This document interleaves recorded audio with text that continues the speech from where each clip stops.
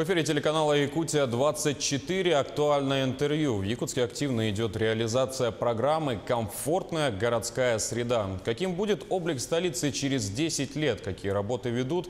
Почему некоторые горожане недовольны изменениями? И как найти архитекторам и художникам общий язык с теми, кто реализует их идеи, и с теми, для кого, собственно, эти идеи предназначены? Обо всем этом и не только мы поговорим сегодня с главным архитектором Якутска Ириной Алексеевой. Ирина Дмитриевна, здравствуйте. Здравствуйте. Спасибо, что выделили время и приехали к нам в студию. Весна и лето – это та самая пора, когда идеи архитекторов и художников возможно воплотить в жизнь. Какие изменения произошли за эти месяцы и насколько вы, как главный архитектор, ими довольны?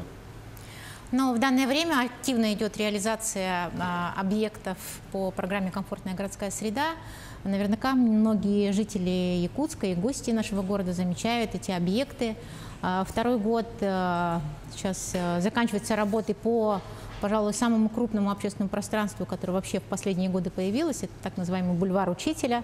Это очень интересная территория возле домов по улице Кулаковского. Вот. Также у нас в этом году по данной программе всего на самом деле 4 объекта. Это завершение работ по скверу Тружеников тыла за кинотеатром Центральным. Тоже вот буквально в эти дни идет замена плитки на более современную, лаконичную. Там будет установлен фонтан, там будет интересная арка с качелями для того, чтобы люди могли отдыхать, и с интересными информационными табло. Это будет многофункциональный объект, который могут использовать как кинотеатр Центральный, так и вообще в целом зона отдыха для жителей города Якутска.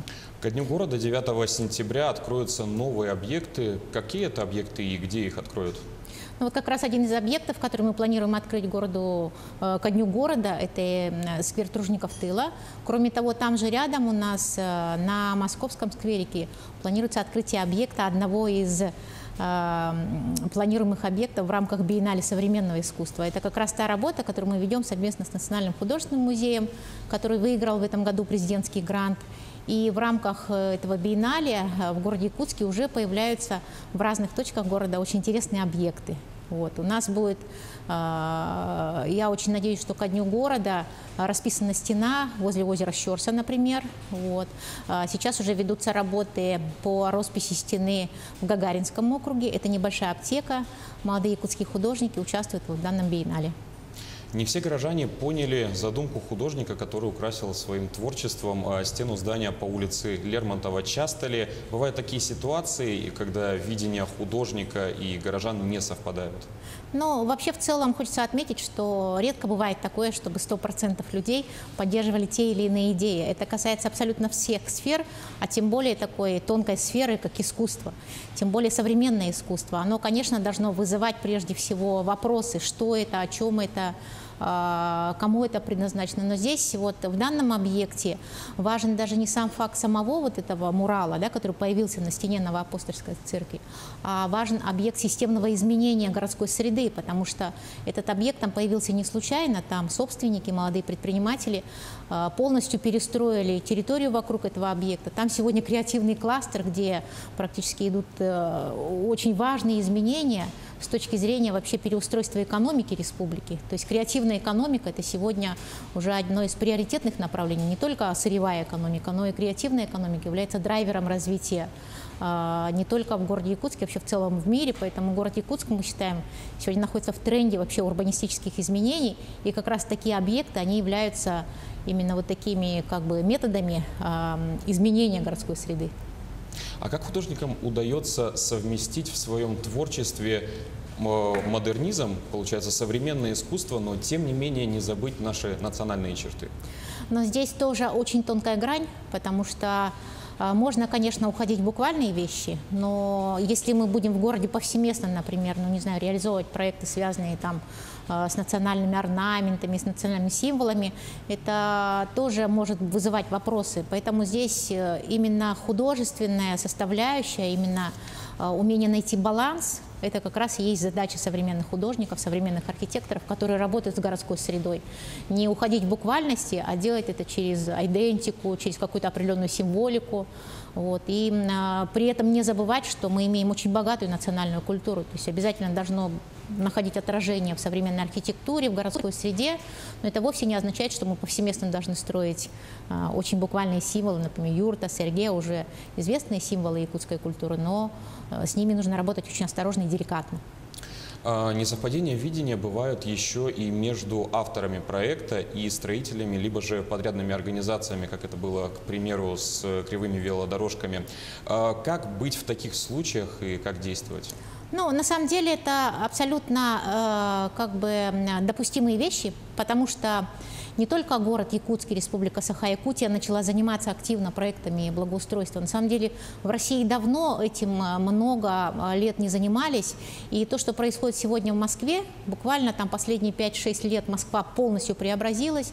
Сегодня в России одним из таких самых, пожалуй, креативных, мощных субъектов является только Республика Татарстан. Все остальные субъекты, в том числе мы, только-только начинаем сейчас работать вместе. Поэтому вот это выстраивание отношений между авторами, заказчиками, подрядчиками, понимание современных подходов в благоустройстве, оно только-только выстраивается. Поэтому нет ничего страшного в том, что у нас есть какие-то точки несоприкосновения.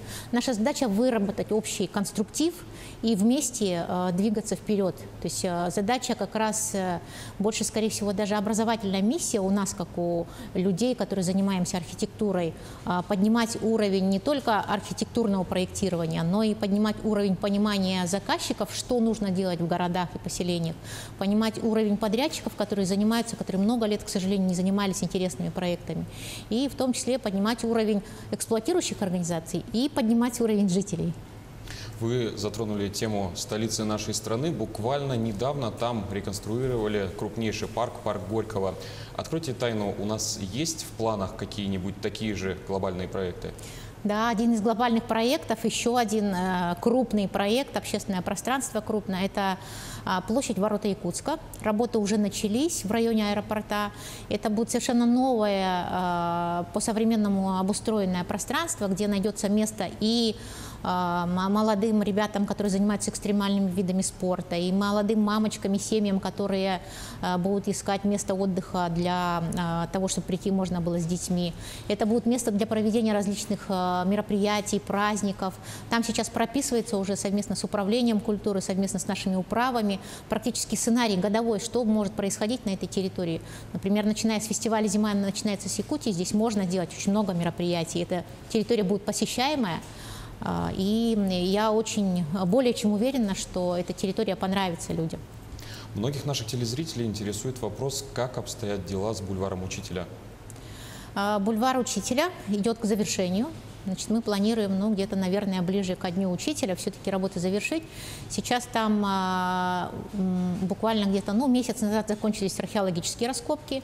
Ведутся работы по озеленению, ведутся работы по обустройству, входной группы со стороны Кулаковского. Уже появились основания под памятник Михаилу Андреевичу Алексееву, памятник учителя.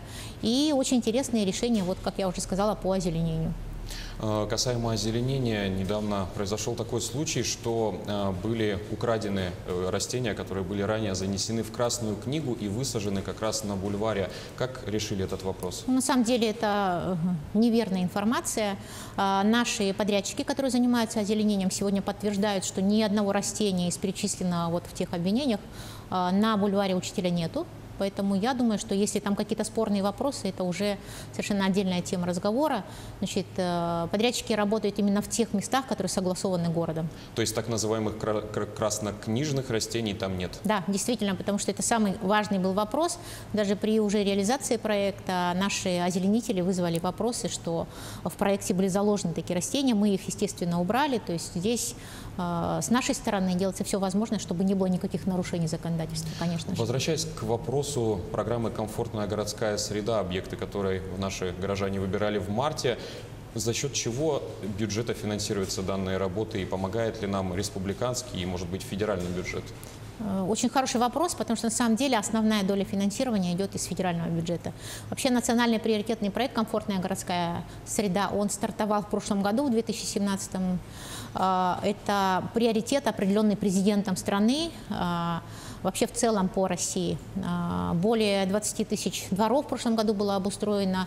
более 2700 общественных пространств, в том числе Республика Саха-Якутия активно принимает участие в этом проекте, и основная доля финансирования идет именно из федерального бюджета. Также у нас есть софинансирование с республиканского бюджета обязательное. И, конечно, каждый муниципалитет по мере возможности предусматривает средства. И, конечно, город Якутск, как столица республики, предусматривает наибольшее количество именно бюджетных средств из местного бюджета. То есть правильно ли мы понимаем то, что проблем с финансированием как таковых на сегодняшний день нет в реализации программы? Но это сложный вопрос, потому что на самом деле всегда денег нехватка. Вот. Было бы больше денег, конечно, можно было бы сделать больше. Вот, поэтому здесь финансовый вопрос всегда один из важнейших вопросов при реализации таких проектов. А как обстоят дела с благоустройством придомовых территорий? Также работа ведется очень активно. К сожалению, в этом году не так много объектов именно по дворовым территориям. Однако из 4 дворов, которые мы реализуем в этом году, за счет средств местного бюджета, потому что федеральные средства мы пустили на 4 общественных пространства. Один из дворов – это большой двор по улице Лермонтова 115, 117, 119. Это двор, связанный с благоустройством набережной озера Сайсары. Вот. Проект в прошлом году разработан консалтинговым бюро «Стрелка». Это крупнейшая институция российская, которая по всей России, по многим городам делает очень интересные современные проекты. Благодаря программе «Дом РФ» в прошлом году мы попали в перечень городов, 40 городов, для которых КБ «Стрелка» разрабатывает проекты ключевых общественных пространств. Поэтому этому проекту будет уделено очень большое внимание. Мы буквально на днях ждем уже итоги проведения тендера. Как только объявится подрядчик, в работу вступят архитекторы, в том числе с авторским надзором. Мы ожидаем приезд наших московских коллег. И в завершении разговора хотелось бы узнать, а как активно жители участвуют в благоустройстве своих дворовых территорий?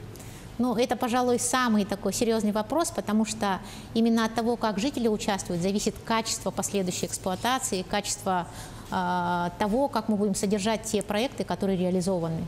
И здесь надо отметить, что во многих округах жители действительно очень большую активность проявляют. Например, в прошлом году, допустим, двор по улице Мерзлотной, замечательно просто жители там все досаживают, сами ухаживают. Но вот там, где как раз нет активности от жителей, к сожалению, появляются такие моменты, когда двор не обустроен, там не убирается. То есть здесь очень важная роль именно жителей, поэтому я бы хотела пригласить жителей к активному участию в этой программе.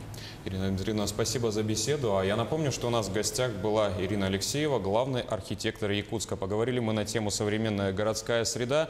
Вы смотрели актуальное интервью. В студии работал Василий Радченко. Оставайтесь на телеканале Якутия-24.